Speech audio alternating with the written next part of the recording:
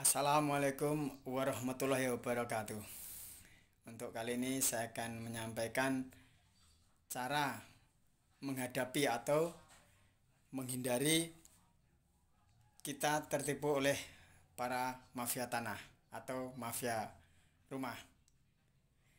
Nah, kalian pernah mendengar cerita bahwa ada orang yang menjual tanah atau rumah, namun belum terjadi pembayaran, ternyata sertifikat sudah ganti nama calon pembeli. Nah, ini untuk itu saya kasih tahu trik-triknya untuk menghindari itu agar kita tidak tertipu. Namun saya mohon kalian untuk subscribe dulu video saya ini. Saya kasih waktu 3 detik.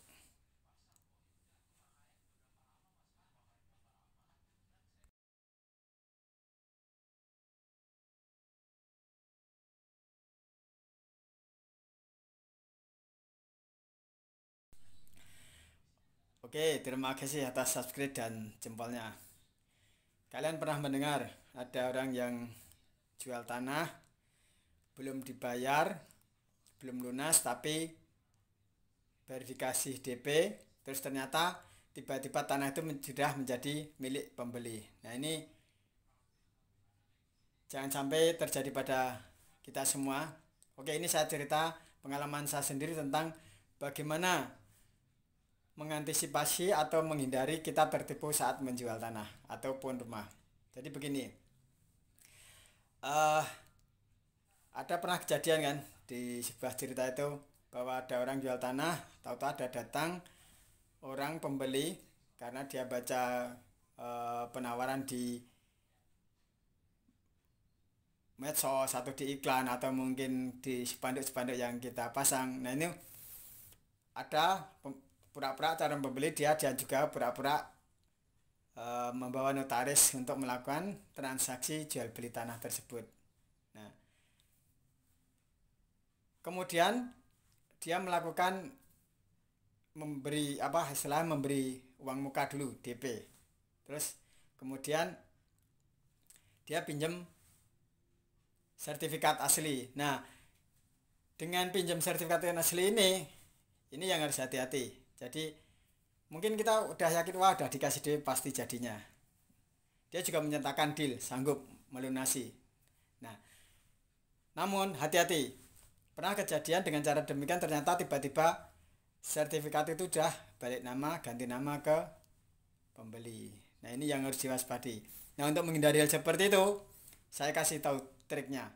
Ini saya jual tanah ya. Saya jualkan tanah. Ini triknya nomor 1. Jangan pernah mengasihkan sertifikat asli sebelum dibayar lunas.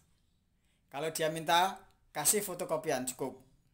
Itu yang pertama. Terus kedua, lakukan proses transaksi di bank baru sertifikat asli diserahkan. Ketiga, saat proses terima sertifikat, lakukan di kantor notaris yang resmi dan minta bukti serah terima dan disaksikan oleh notaris. Nah, seperti itu. Jadi ada hal-hal yang harus diperhatikan seperti itu. Jangan sampai kita menyerahkan sertifikat dengan individu, personel ataupun di rumah tanpa ada saksi-saksi. Harus ada saksi, terutama lebih bagus itu pemerintah setempat yang memiliki wilayah tanah tersebut. Jadi misalnya di RT, panggillah RT, kasih uang saksi tidak masalah. Yang penting resmi. Nah, seperti itu. Jangan sampai menyerahkan sertifikat tidak ada bukti serah terima, tidak ada saksi dari pemerintah setempat, terutama paling tidak RT atau bagian dari keluarga. Nah, ini yang harus benar-benar diperhatikan ya. Jadi jangan sampai, karena memang istilahnya ada oknum BPN yang bisa nakal. Karena orang jahat itu lebih banyak daripada orang baik. Karena penghuni neraka itu nanti itu lebih banyak daripada penghuni surga. Jadi kita harus waspada dalam proses jual beli properti. Jadi sebelum dibayar lunas jangan pernah sekali-kali menyerahkan dokumen asli. tunjukkan saja boleh, tapi jangan boleh diserahkan. Ini pengalaman yang saya lakukan. Jadi di saat orang itu bayar lunas, transfer bank, baru ini sertifikat saya serahkan. Sertifikat asli saya serahkan setelah ada pembayaran lunas. Kalau hanya DP, saya tidak berani memberikan. Pinjam tidak boleh. Nah seperti itu. Kalau mau fotokopi, saya fotokopikan, saya kasih fotokopinya. Seperti itu. Nah inilah trik-trik agar kita tidak tertipu, karena memang penipuan itu modelnya macam-macam. Bahkan ada kejadian kan, tanah belum dibayar, tahu-tahu malah baru dikasih DP, kita malah dituntut, pemilik tanah itu malah dituntut oleh pembeli dengan alasan melakukan penipuan segala macam. Padahal tanah itu sebenarnya masih asli milik pemilik tanah yang sebelumnya. Nah hal seperti ini jangan sampai menimpa kita. Trik-trik tadi diwaspadai, dilaksanakan agar kita terhindar dari menipu para mafia-mafia tanah, para penjahat-penjahat itu. Oke, tolong yang belum subscribe tadi silakan subscribe lagi, dan jempolnya kami tunggu.